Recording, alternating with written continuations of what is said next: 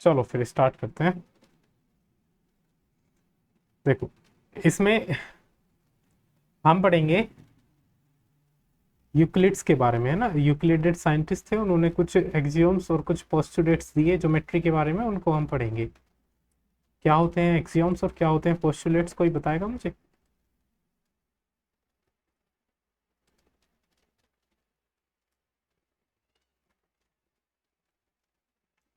हाँ,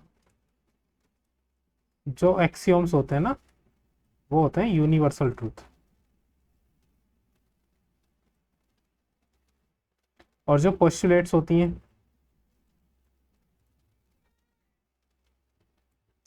वो भी ट्रूथ ही होते हैं, वो भी यूनिवर्सल ट्रूथ ही होते हैं,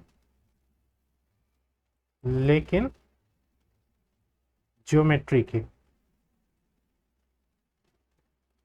सही है। जो ज्योमेट्री के यूनिवर्सल ट्रूथ होते हैं उसको हम बोलते हैं पोस्टुलेट्स। ठीक है। तो यूक्लिड, जिन्होंने ज्योमेट्री के बारे में जो जो बताया, जो जो एक्सियोम्स और जो जो पोस्टुलेट्स दिए, उनको हम वन बाय वन इस चैप्टर में पढ़ेंगे। ठीक। तो चलो स्टार्ट करते हैं। पहले उन्होंने कुछ डेफिनेशंस दी। सही है। इस चैप्टर में बेसिकली हम जो पढ़ेंगे वो पढ़ेंगे यूक्लिड्स के द्वारा दी गई डेफिनेशंस, एक्सियोम्स और पोस्टुलेट्स। ये तीन चीजें पढ़ेंगे हम, कि यूक्लिड ने ज्योमेट्री के बारे में क्या क्या डेफिनेशंस दी, क्या एक्सियोम्स दिए और क्या पोस्टुलेट्स दी। चलो,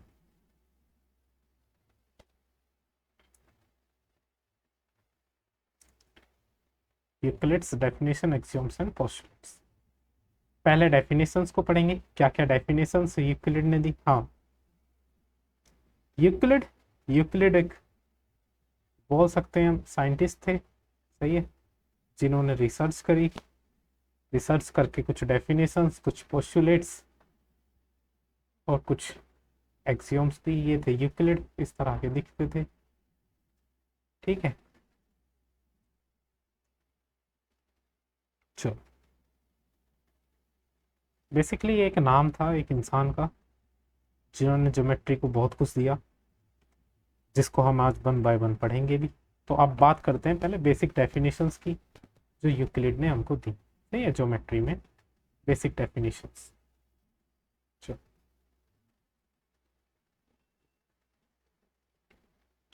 सबसे पहला, इसको तो मैं काट ही देता हूँ, कोई जरूरत नहीं है। सबसे पहले उन्होंने क्या बताया कि जो पॉइंट होता है, a point is that which has no part. Point का कोई भी पार्ट नहीं होता। कहने का मतलब, मान लो ये एक पॉइंट है ना। पॉइंट का कोई भी पार्ट नहीं होता, मतलब ये है कि ना तो हम पॉइंट की लेंथ बता सकते, ना पॉइंट की ब्रेथ बता सकते और ना वही पॉइंट की हाइट बता सकते। पॉइंट का कोई भी पार्ट नहीं होता। सही है। ये बेसिक डेफिनेशन दी उन्होंने एक पॉइंट के बारे में। समझ में आया? पहली डेफिनेशन क्या दी, कि पॉइंट का कोई भी पार्ट नहीं होता, मतलब कोई लेंथ कोई ब्रेथ नहीं होती। सही है। दूसरी डेफिनेशन दी उन्होंने लाइन के बारे में। लाइन को क्या बताया उन्होंने, a line is breathless length. Line क्या है? लाइन की कोई भी ब्रेथ नहीं होती। मान लो ये लाइन है, तो लाइन को केवल और केवल हम लेंथ में मेजर करेंगे कि कितनी सेंटीमीटर की ये लाइन है। लेट अस सपोज ये 10 सेंटीमीटर की लाइन है, तो हम केवल लाइन की लेंथ को मेजर कर सकते हैं, लाइन की ब्रेथ नहीं होती। ठीक है। से पॉइंट का ना तो लेंथ होता है, ना ब्रेथ होती है, ना हाइट होती है। वैसे इन्होंने लाइन के बारे में बताया कि लाइन की ब्रेथ नहीं होती, वो ब्रेथ लेस होती है, केवल और केवल उसकी लेंथ होती है। ठीक। चलो, अगली डेफिनेशन दी उन्होंने लाइन के ही बारे में फिर से, और आगे उन्होंने बताया कि जो एंड्स होते हैं, लाइन के जो एंड्स होते हैं, उनको हम बोलते हैं पॉइंट्स। जैसे ये नीचे एक लाइन है और इसके ये दो एंड्स हैं, तो इसको हम बोलते हैं पॉइंट्स। एक पॉइंट ये रहा और एक पॉइंट ये रहा। ठीक है। जिनको हम अपनी तरफ से नाम भी दे सकते हैं, ये पॉइंट ए, ये पॉइंट बी, इस तरह से। चलो, आगे इन्होंने क्या बोला, अगली definition, a straight line is a line which lies evenly with the points on itself. जो स्ट्रेट लाइन होती है वो एक ऐसी लाइन होती है जो पॉइंटों से मिला के बनती है। देखो अगर लाइन को तुम डिटेल में देखोगे, मान लो ये लाइन है ना, तो ये लाइन किस किस से मिला के बनी है? ये लाइन पॉइंट से ही तो मिला के बनी है। जब हम पॉइंट्स को जोड़ते गए, छोटे छोटे पॉइंट्स को जोड़ते गए, तो इन सभी पॉइंट्स को जोड़ते जाएंगे तो इनफाइनाइट पॉइंट हो जाएंगे इस लाइन पर। तो लाइन के ऊपर पॉइंट ही तो होते हैं। समझ में आया? चलो, अगली डेफिनेशन दी उन्होंने सरफेस के बारे में। क्या बोला? Surface is that which has length and breadth only. Surface क्या होती है? सरफेस के अंदर केवल और केवल एक तो लेंथ होती है और एक ब्रेथ होती है। जैसे अगर बात करें हम रेक्टेंगल की, तो एक रेक्टेंगल हम सरफेस बोल सकते हैं। तो रेक्टेंगल में क्या होता है? एक लेंथ होती है और एक ब्रेथ होती है। कोई भी सरफेस हो उसमें एक लेंथ होगी और एक ब्रेथ होगी। ठीक है, जैसे चलो एक सरफेस का डायग्राम देख लेते हैं।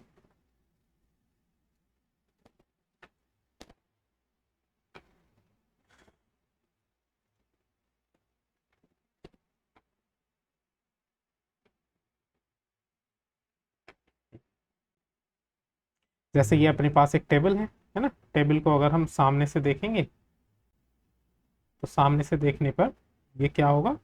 ये अपनी सरफेस आ गई है, सही है। अब ये जो सरफेस है, इसमें केबल और केबल क्या होगा? एक तो लेंथ होगी और एक ब्रेथ होगी। ठीक, तो टेबल है, इसमें ये क्या हो जाएगी? इसकी लेंथ, और ये हो जाएगी इसकी ब्रेथ। ठीक है, आगे क्या दिया हुआ है? आगे दिया हुआ है इसमें कि जो एज होते हैं किसी भी सरफेस के, जो एजेस होते हैं, ठीक है, वो किस चीज से मिलके बनते हैं? लाइन से मिलके बनते हैं। ठीक, जैसे अगर इसी टेबल की बात करें, तो इस टेबल के जो एजेस हैं, जैसे एक एज ये रहा, ऊपर वाली जो लाइन है, एजेस को अगर तुम देखेंगे तो ये बेसिकली क्या होती है? लाइन्स ही होती हैं। ये वाली जो एक एज ये है, वैसे ही एक एज ये है, तो ये बेसिकली लाइन्स होती हैं। ठीक, ये चारों। चलो, आगे क्या बताया? A plane surface is surface which lies evenly with the straight line on itself. जो प्लेन सरफेस होती है, तो कैसी सरफेस होती है? जो ऐसी सरफेस जिसमें स्ट्रेट लाइन इवनली डिस्ट्रीब्यूटेड हो, है ना, जिसमें स्ट्रेट लाइन लाई करती हो। जैसे अगर हम इसमें प्लेन सरफेस देखें, तो हम इसमें लाइंस को अगर डिस्ट्रीब्यूट करेंगे, कलर चेंज कर लेता हूँ, तो हम इसमें स्ट्रेट लाइन प्रॉपरली देख सकते हैं कि ये स्ट्रेट लाइन से मिलके ही बनी है। इसमें बहुत सारी स्ट्रेट लाइन हम ड्रॉ कर सकते हैं। तो ये कुछ डेफिनेशंस थी जो यूक्लिड ने हमको दी। तो ये डेफिनेशन समझ में आई ज्योमेट्री के बारे में। वैसे तो ये पूरा ही चैप्टर, जितनी भी बातें हुई हैं इसमें, वो सारी की सारी आप लोग जानते हैं, क्योंकि शुरू से ज्योमेट्री में हम पढ़ते आ रहे हैं। तो ये तो कुछ डेफिनेशंस थी। अब बात कर लेते हैं कुछ एक्सियोम्स जो यूनिवर्सल ट्रूथ उन्होंने बताए यूक्लिड ने। देखो एक्सियोम्स की, एक्सियोम्स देखते हैं क्या क्या उन्होंने एक्सियोम्स बताए। सबसे पहला, चलो इसको मैं वन बाय वन बताता हूँ, है ना, सब एक साथ में वन बाय वन।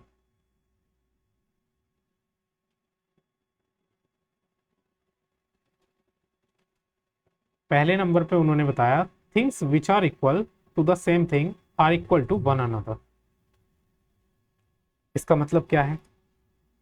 अगर कोई भी थिंग एक तीसरी थिंग के इक्वल है, तो वो दोनों भी आपस में इक्वल होंगी। देखो समझते हैं एग्जाम्पल से। लेट अस सपोज कि अपने पास तीन पेंसिल है ना। ये पहली पेंसिल है, चलो डायग्राम ही ले लेते हैं, देख लेते हैं डायग्राम।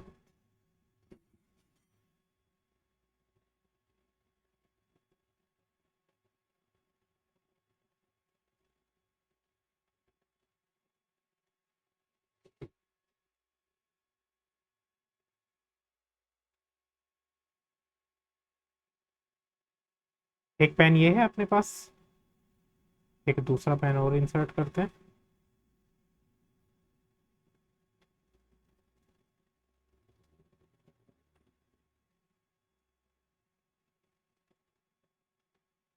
एक पेन ये है अपने पास, और एक तीसरा पेन और इंसर्ट करते हैं।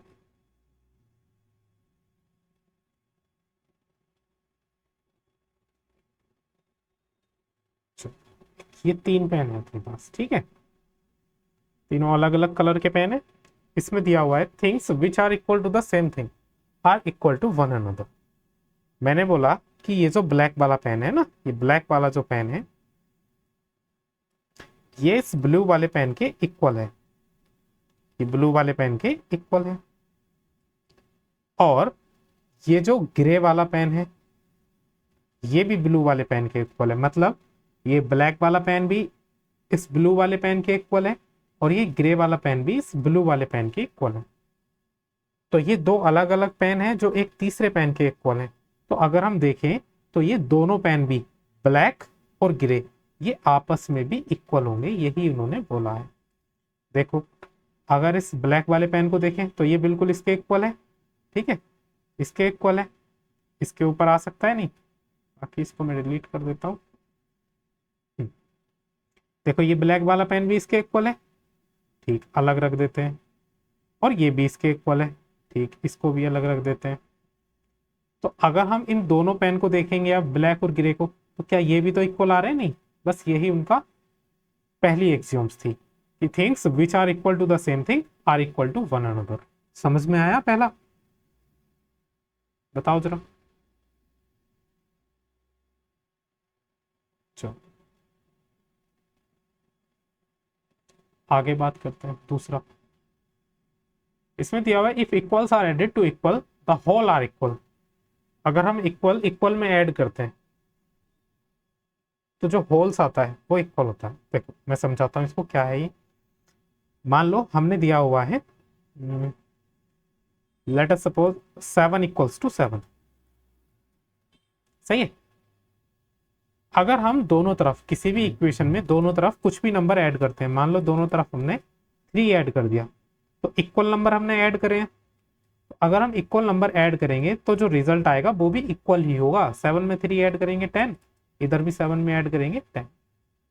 कहने का मतलब अगर हम इक्वल्स दोनों तरफ ऐड करते हैं तो होल भी इक्वल ही आते हैं। ऐसा नहीं कि इधर 3 ऐड कर लिया तो इधर 12 हो जाएगा और इधर 3 ऐड कर लिया तो इधर 15, ऐसा नहीं होगा, ठीक है।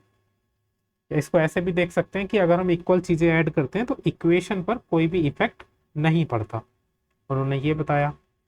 अगला इससे जस्ट अपोजिट बताया उन्होंने, इससे जस्ट अपोजिट क्या बताया उन्होंने, if equals are subtracted from equals. अगर इक्वल नंबर ही सब्ट्रैक्ट कर दिया जाए तो रिमाइंडर जो बचता है, मतलब बाकी जो बचता है वो भी इक्वल ही होता है। मान लो दो अपने पास 7 थे और हमने दोनों तरफ से 3 माइनस कर दिया, इक्वल चीज हमने माइनस कर दी, तो ऐसा करने पर जो रिमाइंडर बचेगा, इधर कितना बचेगा 4 और इधर भी कितना बचेगा 4, तो रिमाइंडर भी इक्वल ही होता है। चाहे इक्वल चीज ऐड कर लो चाहे इक्वल चीज सब्ट्रैक्ट कर लो, ठीक है। ऐड करने पर जो होल बनेगा वो भी इक्वल होगा और सब्ट्रैक्ट करने पर जो रिमाइंडर बनेगा बचा हुआ वो भी इक्वल होगा। अगला उन्होंने क्या बताया, देखो अगला उन्होंने बोला things which coincide with one another are equal to one another.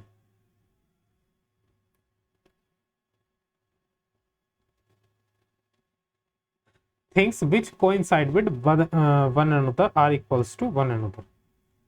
इसे 1 मिनट रुको, इससे पहले बाकी की पढ़ते हैं, इसे लास्ट में मैं डिटेल में पढ़ाऊंगा थोड़ा। पहले 5वें नंबर की देखो, इसमें दिया हुआ the whole is greater than the part. The whole is greater than the part. कैसा? मान लो अपने पास एक सर्किल है ना, ठीक है। अब इसमें से अगर हम इसके पार्ट कर लें, इस सर्किल के हमने 4 पार्ट कर लिए, अभी इस सर्किल के 4 पार्ट हो गए, ठीक है। मान लो इसमें हम अगर सेड करें सेड भी कर सकते हैं।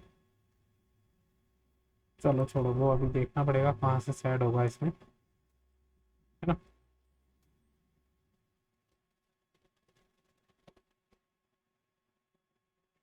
चलो, अब ये सर्किल है, मान लो ये वाला पार्ट की बात कर रहे हैं, ठीक है।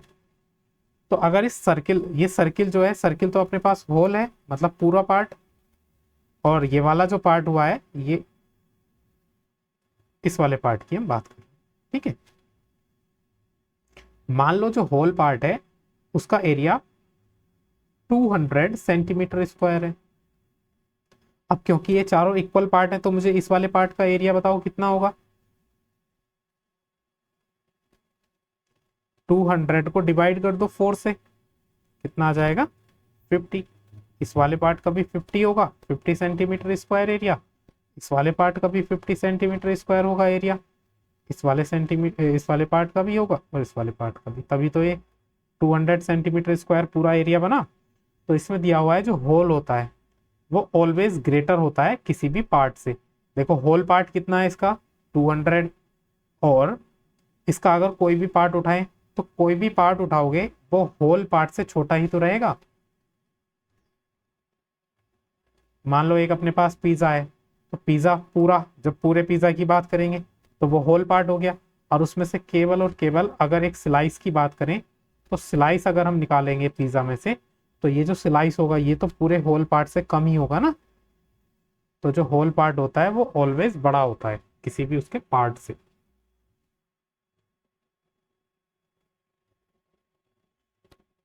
चलो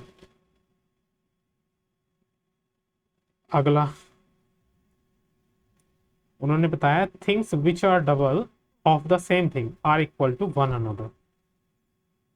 things which are double of the same thing are equals to one another. चलो इसको भी ऐसे ही कर सकते हैं। ये वाला जो एग्जांपल दिया था इसमें दिया हुआ था things which are equal to the same thing are one another, equal to one another. अगले में दिया हुआ है things which are double to the same thing.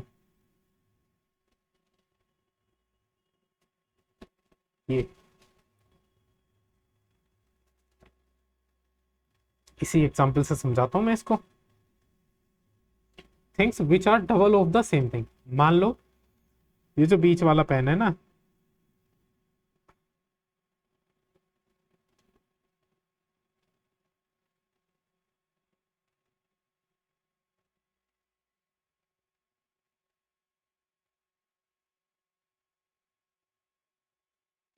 ये भी 3 पेन है अपने पास।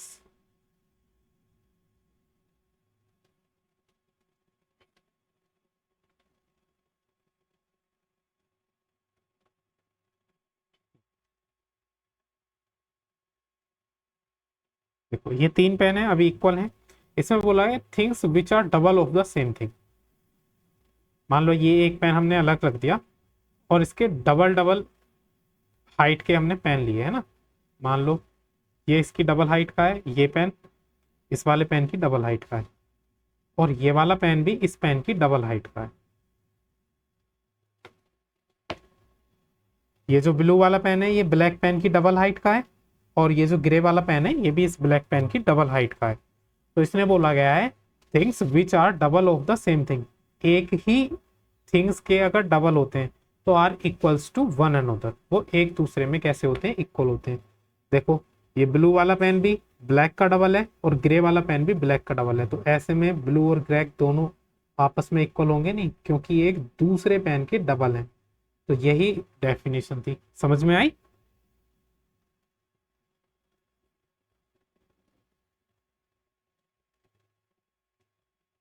अगला वाला दिया हुआ है things which are half of the same thing are equals to one another.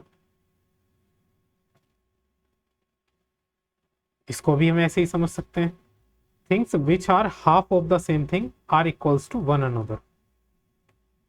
इसी एग्जाम्पल से हम इसको समझ सकते हैं।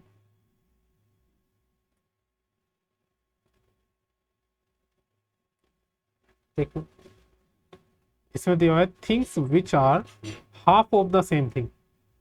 मान लो ये अपने पास 3 पेन थे ना,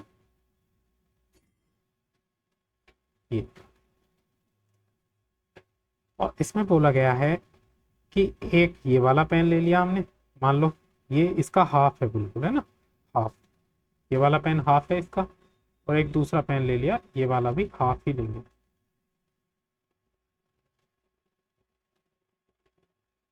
ये दो पेन ले लिए, ये वाला जो ग्रे वाला पेन है ये भी बड़े वाले पेन का हाफ है, और ये वाला जो ब्लू वाला पेन है ये भी ब्लैक वाले पेन का हाफ है। तो अगर ऐसा है, ये दोनों ही पेन इस बड़े वाले पेन के हाफ है, तो हम बोल सकते हैं कि ये दोनों पेन कैसे होंगे, इक्वल होंगे। ठीक है, तो ये था, मैं इसको समझाता हूं, शुरू में जो दिया था। देखो, सबसे पहला वाला पार्ट क्लियर हुआ होगा, things which are equals to the same thing are equals to one other. अगर कोई भी चीज एक तीसरी चीज के इक्वल होती है तो वो आपस में भी इक्वल होंगी। ठीक, दूसरा वाला भी क्लियर होगा, if equals are added to equal the wholes are equal. अगर किसी भी चीज में हम इक्वल इक्वल नंबर ऐड करते हैं तो जो होल हमारा रिजल्ट आता है वो भी इक्वल ही होता है। तीसरा, इफ इक्वल आर सब्ट्रैक्टेड, अगर हम इक्वल नंबर ही सब्ट्रैक्ट करते हैं तो जो रिमाइंडर बचता है वो भी इक्वल आता है। अभी फोर्थ वाला छोड़ो, फिफ्थ वाला, the whole is greater than the part. Easy है, जो पूरा पार्ट होता है वो बड़ा ही होता है किसी भी एक पार्ट से उसके। सिक्स्थ वाला, फर्स्ट वाला और सेवन वाला, तीनों एक ही बातें हैं, बस अलग अलग करके बोली गई हैं, फर्स्ट, सिक्स और सेवन। अगर कोई भी दो चीज एक तीसरी चीज के इक्वल है तब भी वो बराबर होंगी। अगर कोई भी दो चीज एक तीसरी चीज का डबल है तब भी वो बराबर होंगी। अगर कोई भी दो चीज किसी तीसरी चीज के हाफ है, आधी हैं, तब भी वो दोनों बराबर होंगी। मुझे ये बताओ, क्या ये समझ में आया? एक्सियोम्स हैं ये, यूनिवर्सल ट्रुथ।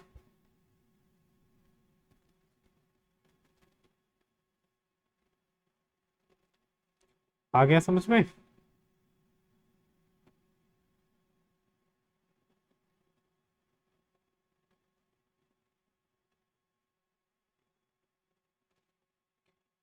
फोर्थ वाला देखते हैं हम। फोर्थ वाले में दिया हुआ है, कहाँ गया फोर्थ, ये things which coincide with one another are equals to one another. इसमें क्या दिया हुआ है, ऐसी थिंग्स जो एक दूसरे के बिल्कुल कोइंसाइड करती हूँ। कोइंसिडेंट लाइन आपने देखी, कोइंसिडेंट लाइन मतलब जो एक दूसरे के ऊपर ही लाइन होती है उनको कोइंसिडेंट लाइन्स हम बोलते हैं। ठीक है, वैसे ही कोइंसाइड मतलब जो एक दूसरे को पूरी तरह से ढक ले। जैसे देखो, हमने दो ट्राइंगल बनाए, सही है, एक ट्राइंगल ये और एक दूसरा ट्राइंगल ये। ठीक, ये दो ट्राइंगल को हम कलर कर देते हैं दूसरा,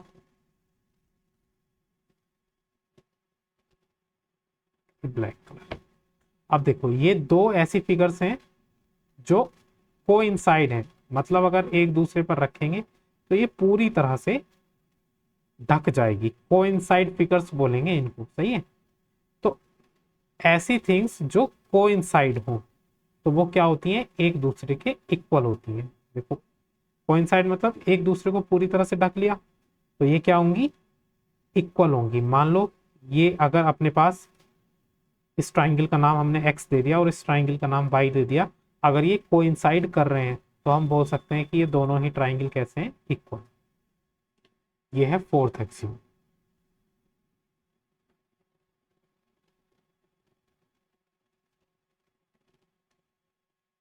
चलो, अब पोस्टुलेट्स ने, सॉरी, यूक्लिड ने 5 पोस्टुलेट्स दी। अब हम पांचों पोस्टुलेट्स को भी बारी बारी से देखते हैं। देखो, पहली पोस्टुलेट्स ये है, जिसमें लिखा हुआ है a straight line may be drawn from any point two any other point.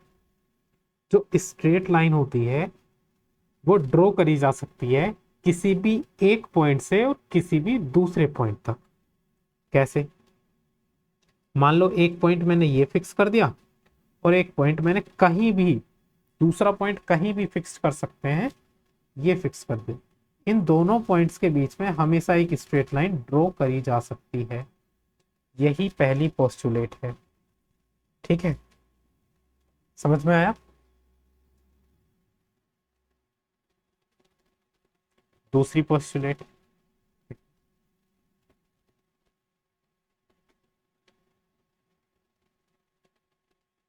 दूसरी पोस्टुलेट में बोला गया है a terminated line can be produced इनडिफाइनाइटली।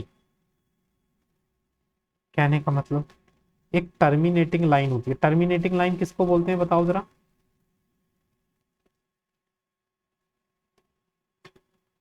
बताओ भी, कौन बताएगा टर्मिनेटिंग लाइन? हाँ बताओ।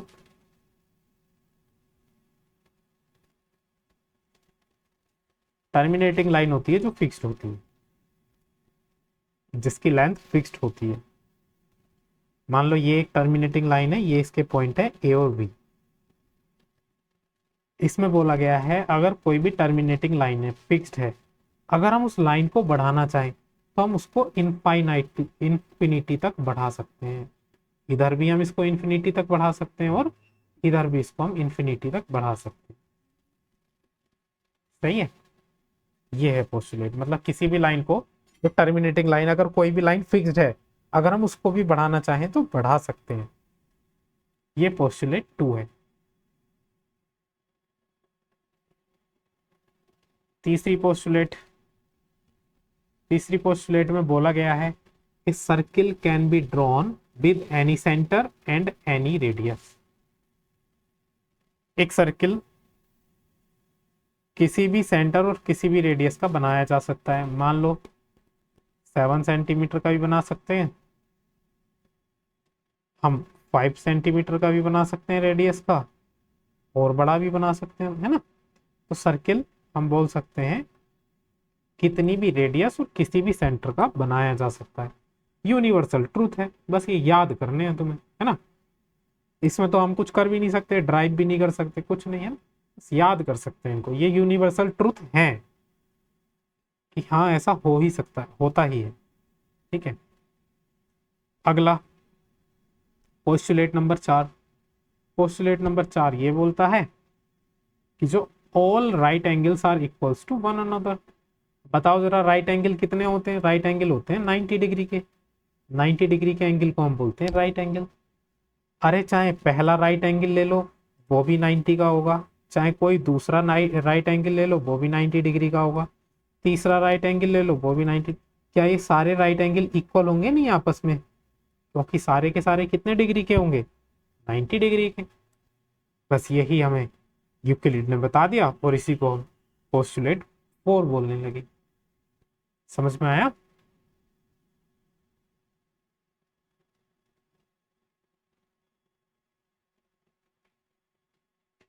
ये थोड़ी सी इंपॉर्टेंट है, पहले इसको आप पढ़ो, फिर मैं बताता हूँ।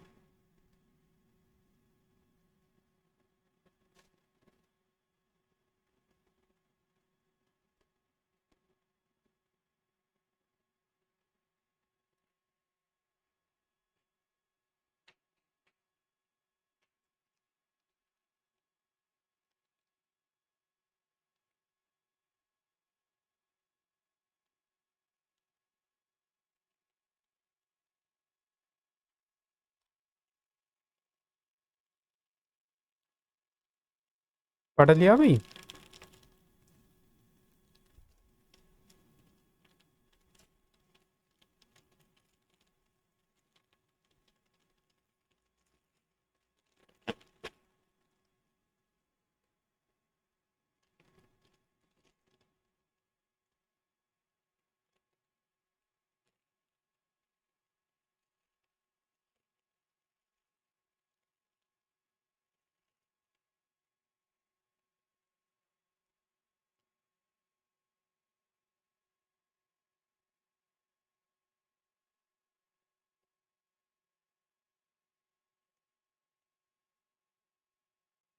अरे बताओ भाई, पढ़ लिया नहीं?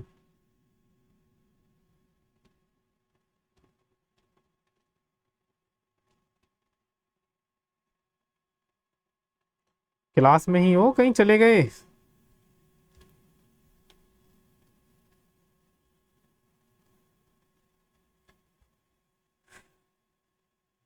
देखो ये दिया हुआ है, if a straight line falling on two straight lines makes the interior angle on the same side of it is taken together less than two right angles, then the two straight line if produced infinitely meet on that side on which the sum of angle is less than two right angles.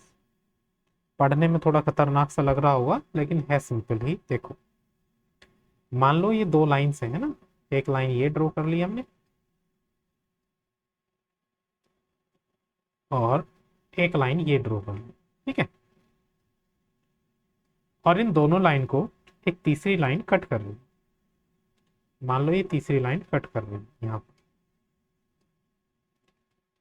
चार angle बनेंगे, simple सी बात है। एक angle ये होगा, एक angle ये होगा, ये एंगल 1, ये 2, ये एंगल 3, ये एंगल 4। अच्छा मुझे थोड़ा सा इसमें कॉमन सेंस लगा के ये बताओ कि एंगल 3 और एंगल 4, एंगल 3 लेस देन 90 होगा या ग्रेटर देन 90 होगा? जिस तरह की ये फिगर बनी हुई है इस फिगर को देख के बताओ थोड़ा सा कॉमन सेंस लगा के।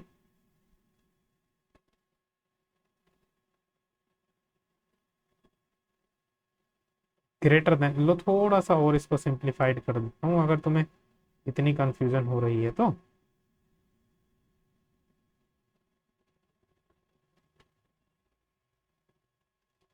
चलो इसको मैं थोड़ा ढंग से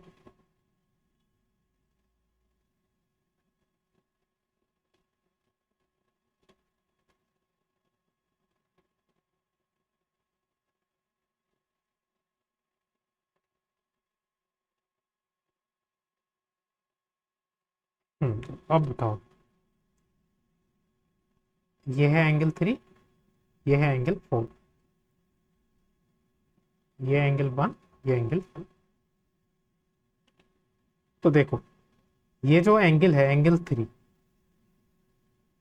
ग्रेटर देन 90 होगा ऐसा दिख रहा है, या लेट कर लेते हैं इधर ग्रेटर देन 90 है। एंगल 4 तो साफ साफ दिख रहा है ग्रेटर देन 90 है।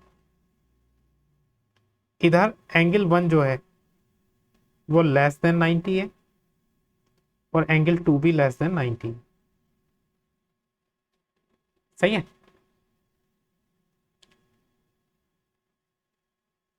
तो देखो अब मुझे ये बताओ कि कौन सी साइड का सम लेस देन 180 आएगा। अगर हम एंगल 1 और एंगल 2 को जोड़ेंगे या फिर इधर एंगल 3 और एंगल 4 को जोड़ेंगे तो बताओ लेस देन 180 किधर आएगा?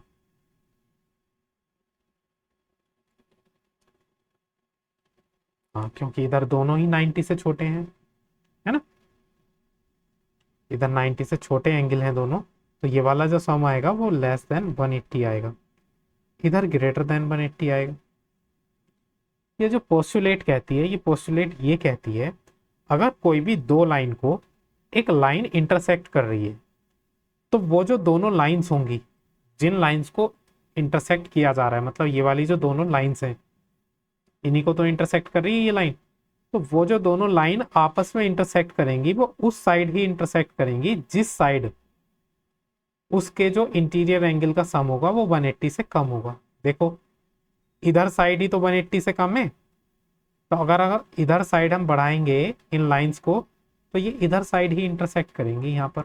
अगर हम इन रेड वाली लाइन को इधर दूसरी तरफ बढ़ाएंगे तो ये क्या कभी इंटरसेक्ट कर पाएंगी? नहीं करेंगी।